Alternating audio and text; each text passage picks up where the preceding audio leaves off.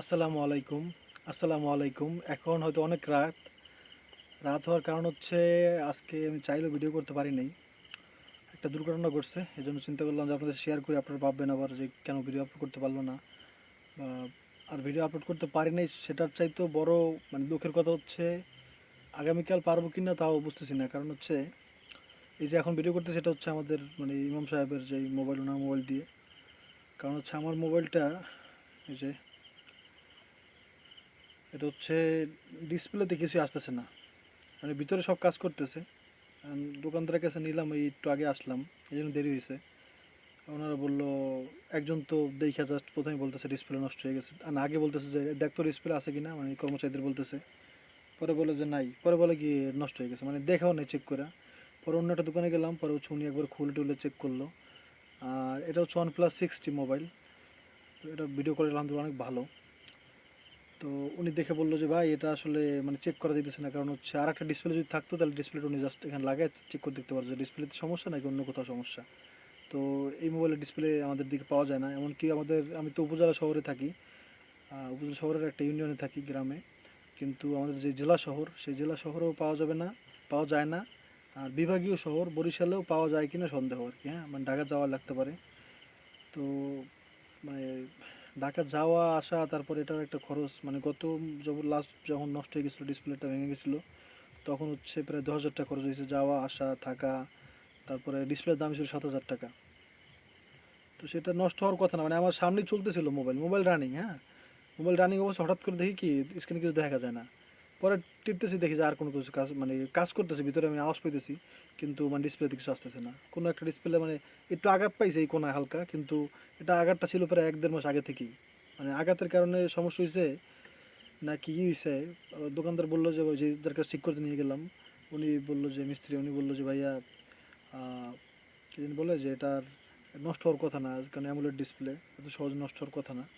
কিন্তু উনি চেক করতে পারতেছেন আর কি। হ্যাঁ, তো এখন ওই হয়তো ঢাকা নিয়ে যাওয়া লাগবে, ঢাকা গেলে তো এতগুলো টাকা এখন।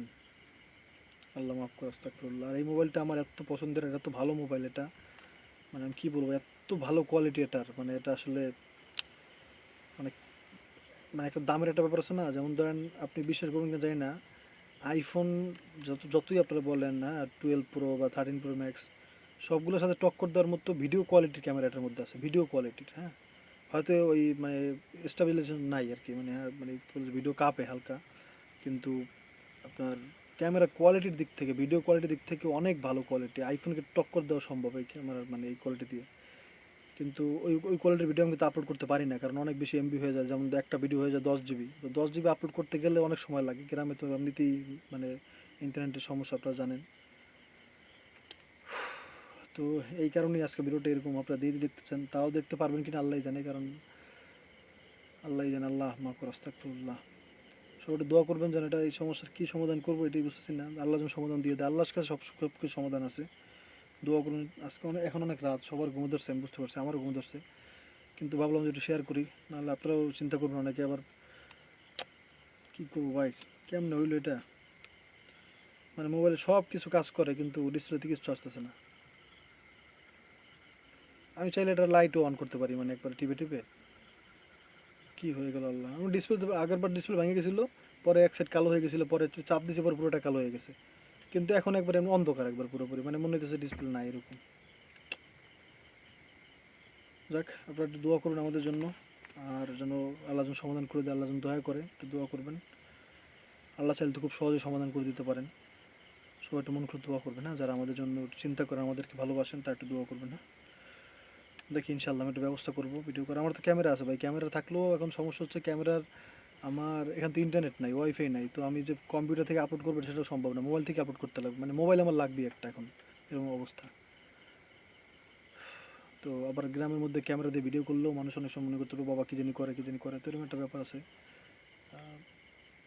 দোয়া করবেন ভাই যেন সব ঠিকঠাক হয়ে যায়। হ্যাঁ, রাতে রাতে কষ্ট দিলাম, ভালো থাকবেন ভাই। আসসালামু আলাইকুম, দেখা হবে ইনশাআল্লাহ, চেষ্টা করবো ইনশাআল্লাহ, আপনারা একটু দোয়া করবেন। আসসালামু আলাইকুম।